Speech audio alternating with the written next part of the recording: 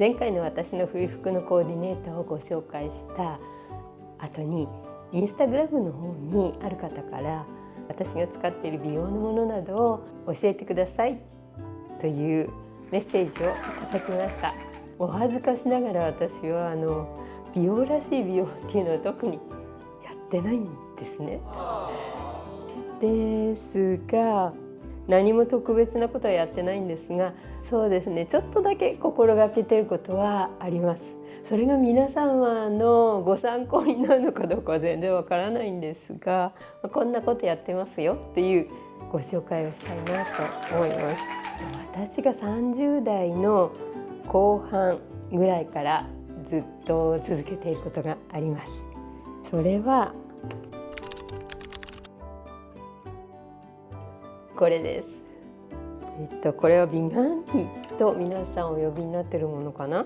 これを私が30代後半の頃からずっと愛用しています。これは電気の力を使った物理的な刺激のないマッサージをしてくれるもののようです。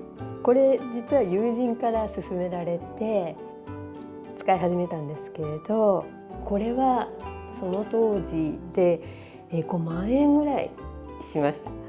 そんなに高いもの、効果があるかどうかわからないのにどうしようと迷ったんですが、この会社の方が実際にこれを使って自分の手の甲で実験をなさってたんですね。その方男性だったんですけれど、右手と左手の手の甲で片方はこの美顔器を使って片方は何もしない、それを長く続けてらした方がいらっしゃいました。でその結果を見せていただいたんですね。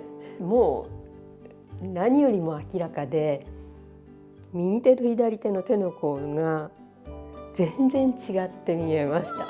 使ってらした方の手の甲が艶やかで張りがあって透明感がありましたで片方は本当に普通のちょっと男性の手の甲でした。明らかに違っていたので、使えばその結果が顔に出るなら使ってみようと即決しました。そして使い始めたものです。買ったばかりの頃はしっかり朝と晩と、その基本通りにやってましたでも実は最近は1週間に1度ぐらいしかやってません。これにはおすすめの化粧品というものがあったんですが、予算の関係でそれも使えなくなった時にもう化粧品も使えないしやめちゃおうかと思ったんですが、友人曰く大事なのは物理的刺激のないマッサージっていうことだから、これだけでも続けた方がいいよとアドバイスをしてくれました。その化粧品をやめてミネラルウォーターをコットンに含ませてこれを使うようになりました。それで今までずっと使い続けてます。ちゃんとその化粧品を使ってればもうちょっと効果があったのかもしれないんですが、これがダメだから全部やめるではなくて、少しずつでもできる範囲で続けていった方が0よりは10、20の方がいいだろうと思ってミネラルウォーターだけで続けています。伺った話によるとやっぱりマッサージはいいらしいんですが、顔に物理的な刺激を与えてしまうとシミなどの原因になるんだそうです。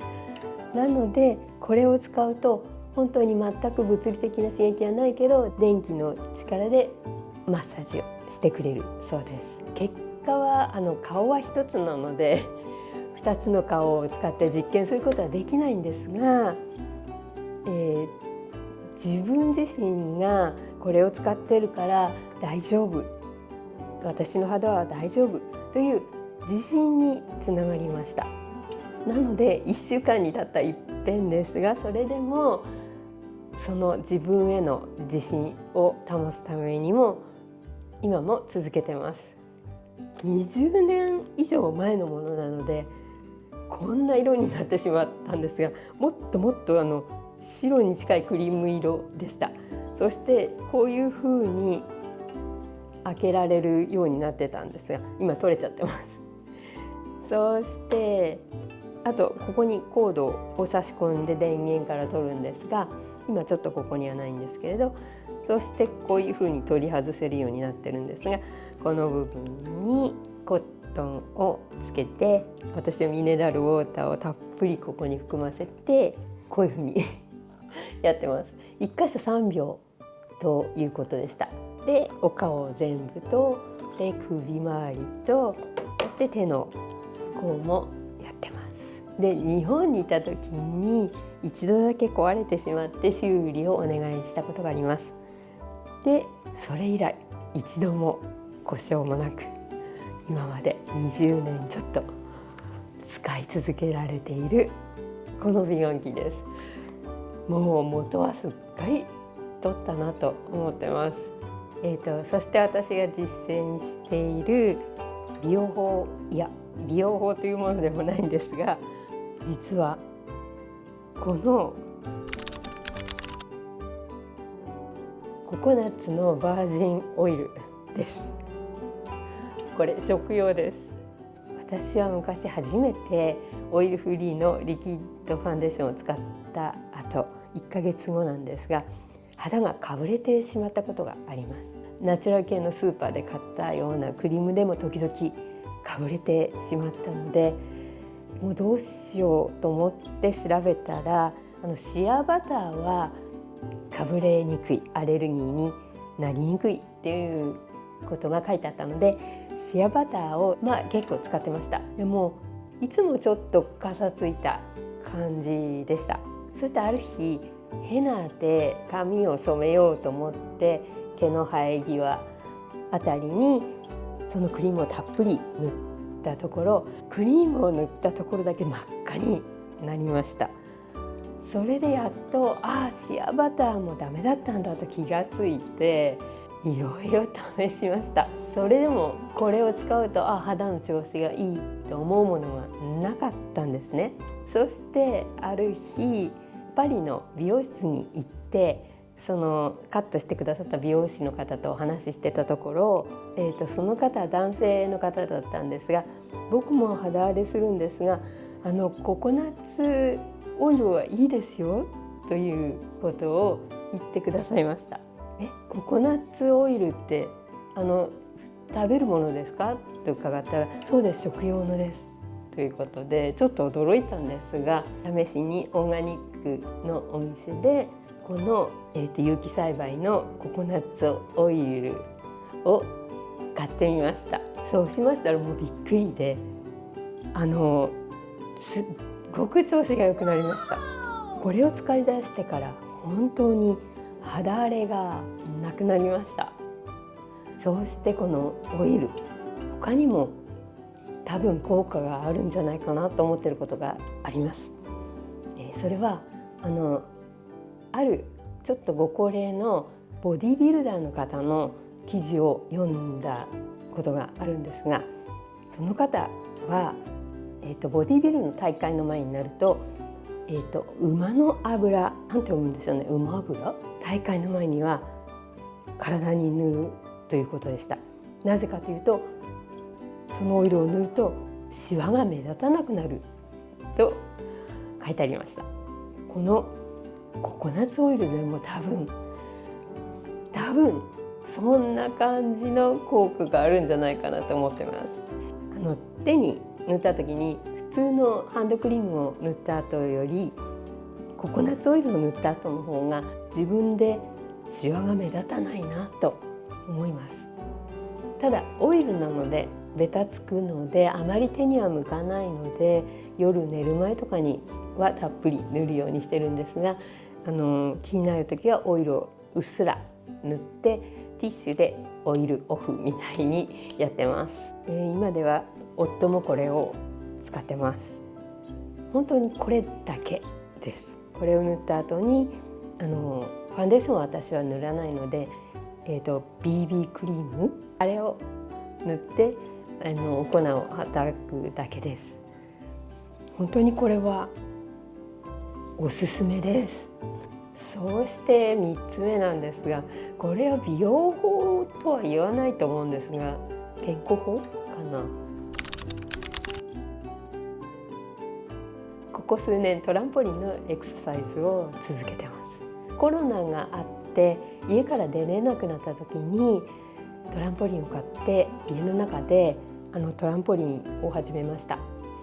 トランポリンというと皆さん思い切りジャンプしているのかと思われるようなんですが、そうではなくて、トランポリンの上でエアロビクスをするというイメージです。トランポリンは免疫を活性化するらしいですし、それとあと、年齢がいった人の足の関節にも優しいらしいので、足を痛めないということです。1回のエクササイズで約40分かなやってます。最後はスクワット、腹筋、腕立て伏せで終わります。でこのエクササイズを週に2回ぐらいやってます。メンタルの面でも若さを保つためにも運動は絶対やるべきだそうです。ミトコンドリアを活性化するそうです。私が言ってるのは確かな情報じゃないかもしれないので、正しい情報は皆さんでお調べになってください。そうしてなるべく添加物は取らないようにしてます。なるべく家で食事をとるようにしてます。健康の面と経済的な面、その両方です。こんな感じかな。また思い出したら別の機会にお話ししたいなと思ってます。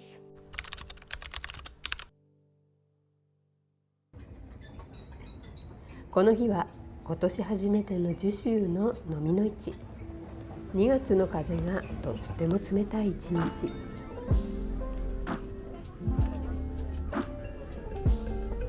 冬の飲みの市はお店の数が少なくてちょっぴり寂しいですね。でも月に一度しか開催されない大好きな樹州の飲みの市、何を見つけることができるかとっても楽しみです。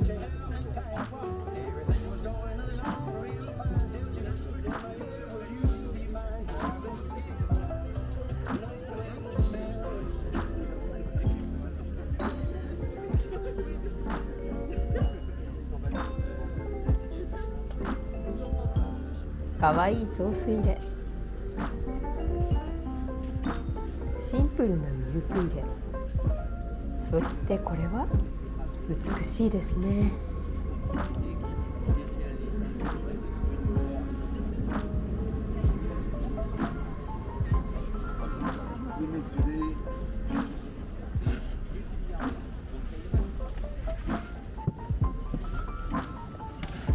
大きな時計、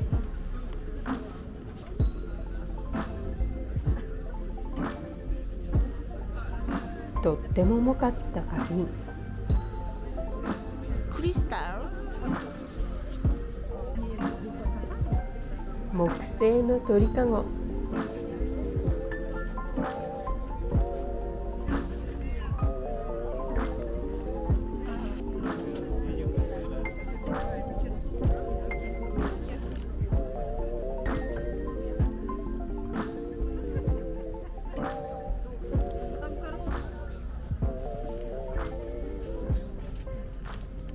あ、かわいいじゃん。これってどうして人気がある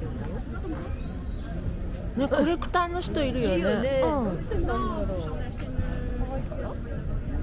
私もよくわかんない。それとか灰皿とか。そうだよね、あるよね。灰皿も集めてるよね。よく売ってるしね。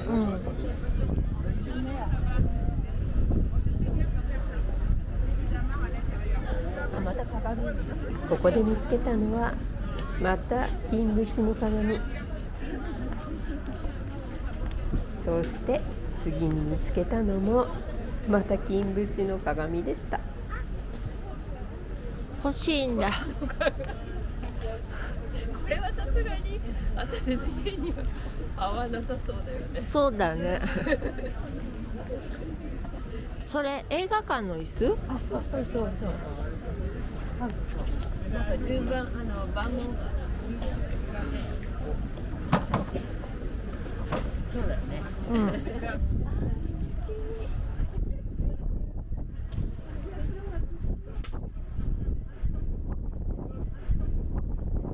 本当だ。ジャッキーさんみたいよ。かっこいい、似合う。うん、似合う。うん。ちゃんと見える？レンズとか。大丈夫？何も見えない私。なんか洋服が多いね。ね、今回ね。ここは？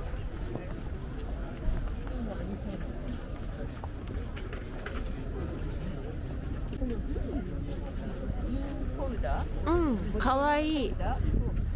これの4つのやつが欲しいんだよ。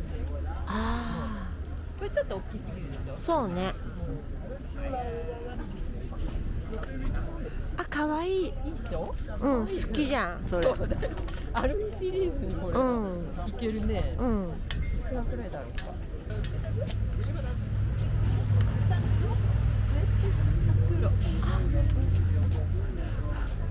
可愛い。可愛いよね。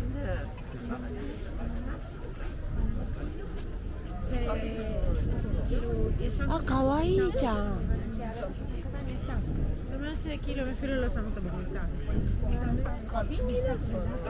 うん、いいんじゃない？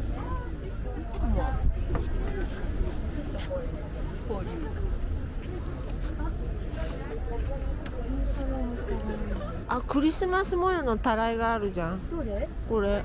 惜しい。これ残念、クリスマス模様じゃなくて、うん。アジサイ？あ、そうなんだ。ヒイラギじゃないんだ。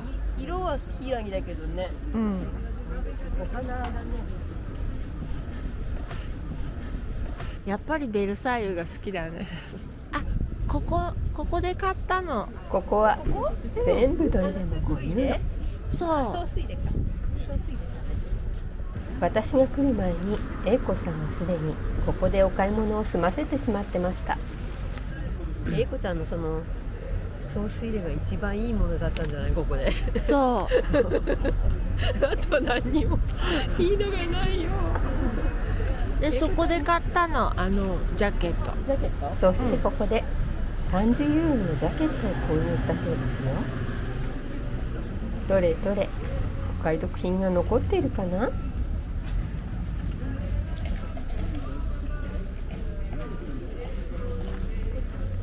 綺麗でしょ、ここの。30ユーロだったんだよね。うん。いや、そんなに高くないのかな。うん。そら、これバーバリーだよ。そう。でも大きいね。バレンティノもある。あ、Hi, how are you? Hello again. I brought friend. なんで笑われてんの？わかんない。笑われてる。裏だ。ね。はい。可愛いじゃん。可愛い？うん。これはジャンポール・ゴルチエのジャケット。いくらだと思う？でも30ユーロよりはするよね。これは150ユーロだよ。あら。ものによるね。うん。やっぱり全部30ユーロじゃないね。はい。はい。じゃあ私も30ユーロぐらいのが欲しい。うん。ない。やっぱりここも英子ちゃんが買ったのが一番良かったんだと思う。先に英子ちゃんが来て、いいもの全部買い漁ってしまいました。ごめんなさせ。やられた。それ可愛いよ。それ毛皮じゃないけど。うわ、可愛い。うん、可愛いでしょ。これは本物の毛皮？違うと思う。毛皮じゃないと思う。違う？うん。それ高かった。あ、高かったの？うん。30ユーロじゃない？違う。可愛いよ。うん。でもそれ毛皮じゃないでしょ。うん。How much? 18,80, c'est 85 kilos. 85? うん。 C'est vrai ça que Acheté, c'est de la vraie fourrure ça ou pas? Oui, c'est du mouton. Du mouton. mouton? あ、ムートンなんだ。かわいい。違うと思った。ねえ、うん80って言った？うん。いい。ポモは？Combien? Oui. 100. Ah Le premier, il était pas cher, gratuit. no! Oh! No!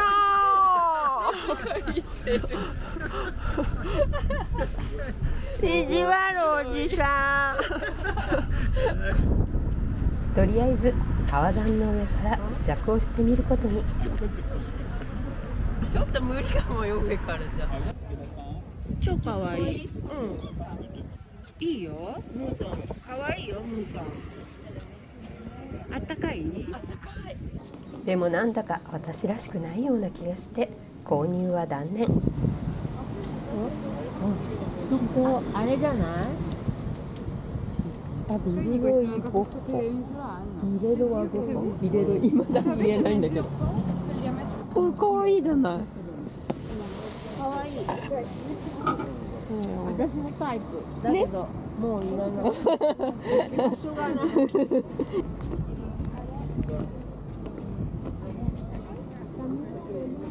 これはどこの子？かわいいね。うん。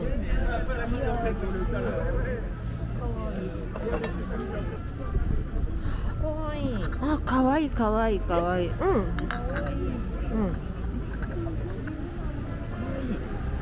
セットだったらいいのにこれ。これは？これか？うん、それ私ツボ。でしょ？うん、超ツボ。これはいいんじゃない？あ、ほら、うん。あるよセットで。またもう置き場所がないんですよね。2、3、4つ。これはいいんじゃないかな。ちょっと待って、お皿も4枚ある。あ、お皿3枚しかない。変ね。値段によるけど。うん。あれ、おばさまあれ買うんじゃない？ウィ、トレジョリ。Tous 3 oui. Bah 18, le lot. 18 Ouais. Tout? Oui. Ah d'accord. 18. Il manque une Oui. soucoupe. C'est dommage. Bah, c'est pas moi qui l'ai cassé.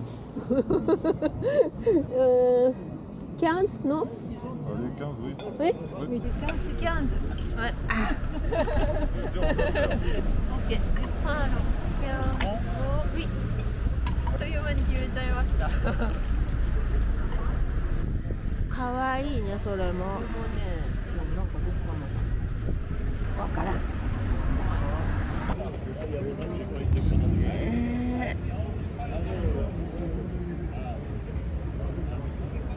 あ、アルミなんだ。アルミ。あ、本当だ。だけどさ、このデザインレアじゃない？そうね。そう。可愛いけどね。私好き。何個セットなのかなこれ。6個だね。 6個。まだ。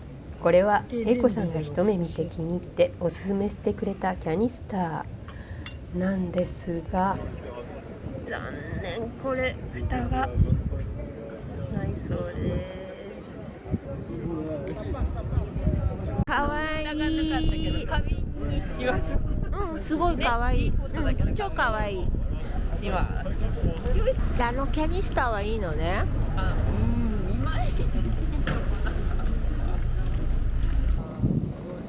2月の寒風が身に染みます。ほら、刺さってる。アート？アートじゃない。私にはわかりませんが。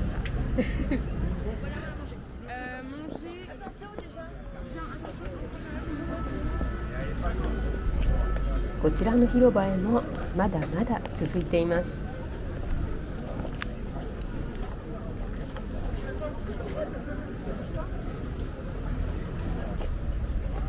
とっても古そうなクマさんのぬいぐるみ、小さなミシン、そして放浪のお塩入れ。それ大きいね。あー、結構傷んでる。ちょっと汚れがあるのかな。でもあんまり綺麗な色ではないけどね。うん。でも一応放浪で、穴が開いちゃってる。あー、ダメだね。じゃ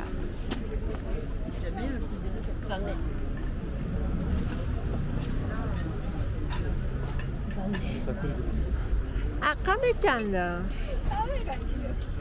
これ動くんじゃない？本当だ。歩くと思うよこれ。あららら。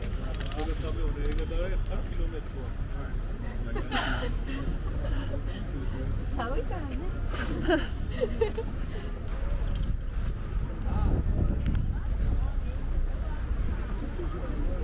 そしてここで飲みの市ではよくお会いするとっても親切なおじさんのお店へ。ああ。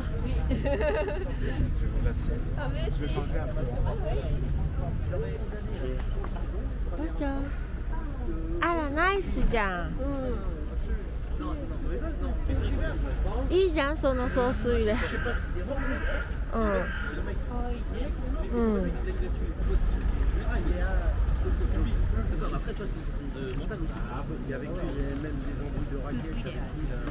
本当だ。あー、かわいい。なに？ミルクイル？多分ちっちゃくて初めて見た。そんなの。ちょっと食べてるのは残念だけど。日本のこれはどうやって使うの？と聞かれたので説明しています。い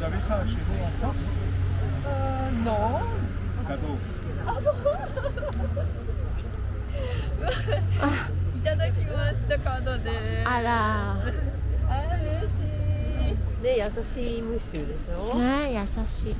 今回はあんまり品物がなかった。いつももっとたくさんあるんだけど少なかったから買ってあげられなかったけど、次回はうん。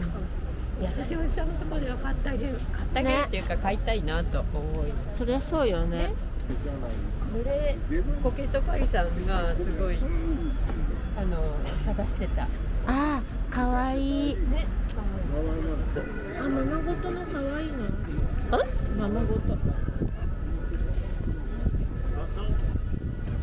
あー、本当だ、かわいい。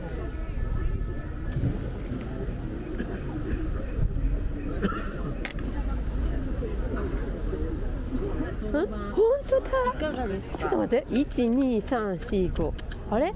じゃあ古いやつだよね。私たち使ってたので4つだよね。あ、そうだね。ね。5ってペンってやってね。上が2つだもんね。うん。私たち。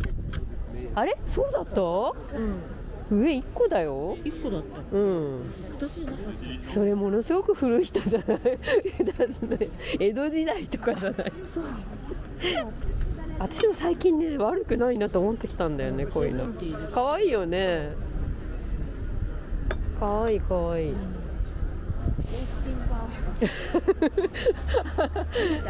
見た見た。次は購入品のご紹介です。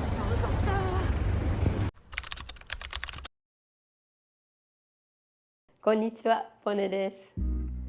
今週はいつもの月1開催の樹州のビットグーニへ行ってきました。今回のビットグーニは2月ということもあるんですけど、寒いし曇り空で、さすがにお店の数も夏に比べるともうぐっと少なくて、雰囲気も少し寂しい感じでした。私も凍えていて寒くてじっくりゆっくり一つ一つを見れる感じではなくて、ちょっと急ぎ足で回ってしまいました。ここに並んでいますのが今回次州で買ってきたものです。まずこのアルミのミルクポットです。これは私の動画をご覧になってくださっている方はもうご存知だと思うんですが、私はアルミシリーズもちょっと揃えています。このミルクポットも一つもうそのシリーズにあるんですが、それより一回り大きいミルクポットが見つかったので買ってきました。このアルミのミルクポットなんですけど、イクブロカントによってお値段結構変わります。高いと30ユーロぐらいで売ってます。で今回のこれおいくらだったかというと、たったの5ユーロでした。ということで今回はそのアルミシリーズに加えようと思って買ってきました。そしてここに並んでいるコーヒーカップです。これは今ここに123お皿付きで3つとお皿のないのが1つあります。私がこのコーヒーカップを買ったお店さんはジュシュのビットグルニエのもう常連のお店さんで、いつも面白いものが見つかります。私は何度かもそのお店さんで買っていますし、ジュシュのブロカントに行くと必ず取ってきています。でそこで見つけたのがこのコーヒーカップ、お皿付きのが3つとお皿のないのが1つのこの4つです。このお値段を伺ったら、4つで20ユーロっておっしゃったんですが、1つお皿がありませんと言ったところ15ユーロにしていただけました。これだけお皿がないのが本当に残念です。でもこれはお皿がなくても可愛いので、これは普段使いにしようかなと思ってます。でこのお皿が付きの3つなんですが、すごくいい状態です。本当に全然、貫入もないし汚れもないし、本当に少しだけ縁に見えないぐらいの欠けがあるんですが、とてもいい状態です。私の大好きなこのブルーと白のコーヒーカップ買えてよかったです。